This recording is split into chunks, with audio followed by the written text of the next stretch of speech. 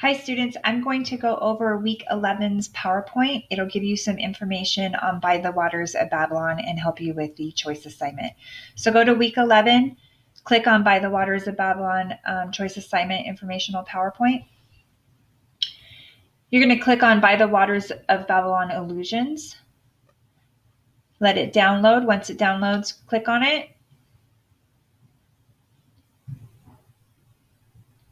You have to enable editing for this to be able to present. Go to slideshow and then go from the beginning. If you have to stop the video to be able to do that, that's fine. If not, here it is. So one interesting thing is that this story was written in 1937, and you always have to think about these stories in English, like why are we reading this now if it was written in 1937? Why is this so important? Okay, it was originally called The Place of the Gods. It was in the Saturday Evening Post, which was a kind of like a lifestyle magazine. And then they changed the title to By the Waters of Babylon, which is very interesting. To just remind you, illusion is reference to anything mythological, biblical, literary, or historical places or things. There are three major illusions in By the Waters of Babylon. You might want to write these down so you don't have to keep going back. One is the bombing of Guernica, Spain. It's the biggest illusion. The next is the Bible, and the next is New York. So you have the bombing of Guernica, Spain, which would be a historical reference. The Bible is a biblical reference. And then New York is a thing. So illusion one is bombing of Guernica, Spain. We're going to answer these questions. Who were the people responsible? What type of weapons were used? Did the bombing of Guernica, when did it take place?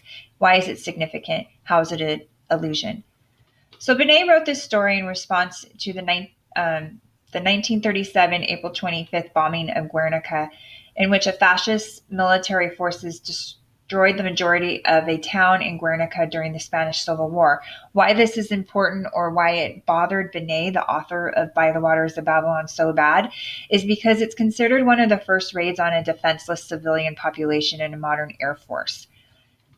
You might recognize this painting right here. It's from Picasso. We analyzed this painting. If you remember, there are tons of body parts everywhere. So Picasso also read about the bombing of Guernica, Spain, and he made this painting in response to that. In the bombing of Guernica, Spain, they used air raids using incendiary bombs. If you remember, his people in By the Waters of Babylon, they're not allowed to touch metal. Well, incendiary bombs are made out of metal. This is one of our first clues that they're talking about the bombing of Guernica, Spain. If you touched one of these now in modern day times, you would explode. So that's probably why in the story they weren't allowed to touch metal. Here's a picture of what the bombing looked like. So here's airplanes, and then incendiary bombs are these things coming down. People throughout the 1930s were very scared that this was going to happen. And then during the Spanish Civil War, a very historical figure, Hitler, used these as an opportunity to test combat during the Spanish Civil War. He was not a part of the Spanish Civil War, but he used it during the Spanish War to test out his own weapons. Benet thought that mustard gas was used, and he makes allusions to that, but he was actually wrong. Mustard gas was not used. From the story, he says that when gods war with gods, they used weapons we do not know. It was fire falling from the sky, that would be incendiary bombs, and mist that poisoned. The mist that poisoned would be mustard gas, but again, mustard gas was actually not used. At the time, one victim of World War I from mustard gas was Adolf Hitler.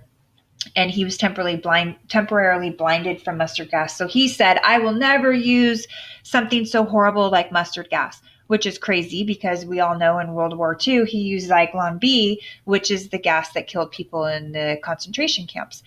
But mustard gas burns people like acid, and it makes them suffocate. So they are in the air, but it feels like they cannot breathe and their lungs explode. The Zyklon B does not work like that. It was fairly painless, and they could not smell it. So the people didn't even know it was happening. So in Hitler's mind, which he's crazy, he thought that that was a good thing. Okay. But he obviously is crazy. I'm going to stop here and give you the rest of the illusions.